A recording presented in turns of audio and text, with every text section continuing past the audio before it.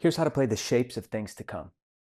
So this is another drawing game where you're trying to get people to guess hidden words by drawing them, except the catch is you're not the one who draws them. You see your words and you're going to be describing to somebody else how to draw them by only saying shapes and spatial terms. So you might say, okay, start with a circle in the middle of the canvas, and then on each side of the circle, I want you to draw a square. Okay, now on the right square, draw two lines coming out of the right side. So you're going to be describing like that and guiding someone's hand to draw the word that you know, that no one else knows, while other people are looking along and trying to guess.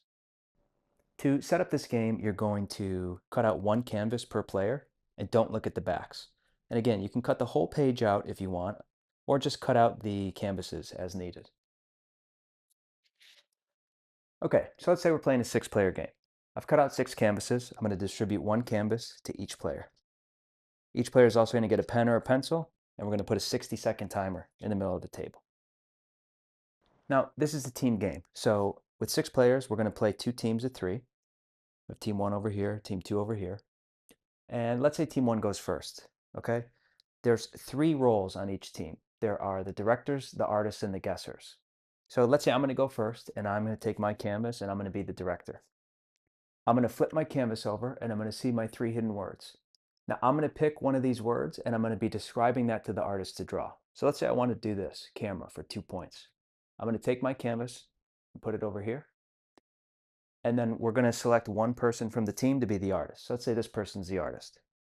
This person is the guesser, but the artist is also a guesser.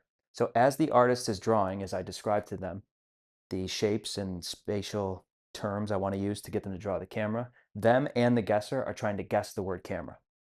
So I might say, okay, draw a big rectangle in the middle of the canvas. Then as they're drawing, say, okay, now put a big circle in the middle of that rectangle. Take another circle in the middle of that circle. Put a square in the top right corner, so on and so forth. As the director, I can say things like shapes, right? I could have said circle, square, rectangle, star, diamond. I can do spatial terms like draw it in the middle of the canvas, draw it to the left of the other circle, draw it in the top right of the rectangle. I can refer to symbols, so I could say draw a plus sign or draw an X over there. I can use descriptors, so I could say, okay, draw like a squished circle or draw a very long rectangle or draw a curved line. I can't imply or say the word itself. I can't use gestures. I can't use charades. I cannot direct them to spell out letters, even by using lines. I can't say draw a line and then another line next to it and then a cross across those lines. So in no way can I start describing how to draw letters or say draw the letter H, draw an I. I can't use actual objects, so I can't say, okay, draw something that looks like a dog, draw something that looks like a light bulb.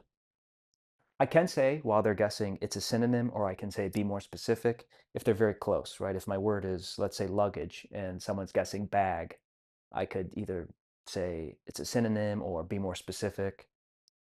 And at any time, the director can pass and pick another word from their card and start directing the artist to draw that.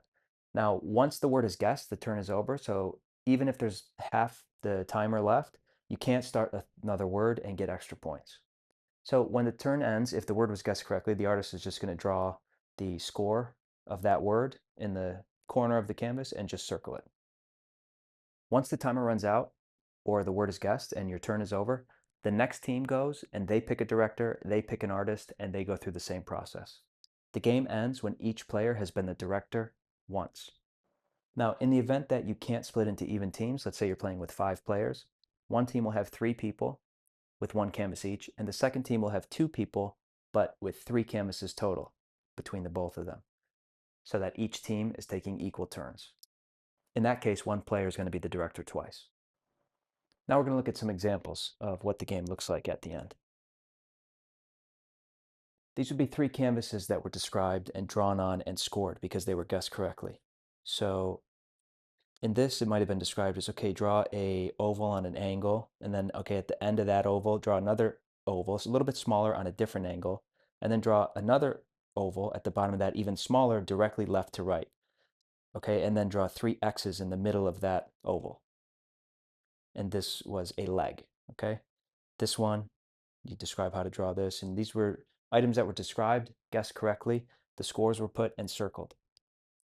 Now, At the end of the game, when everybody's taken their turn and everybody's been the director and an equal number of turns have been taken, all you do is each team is going to add up the total score that they got on their correct guesses, and whoever has the most points wins.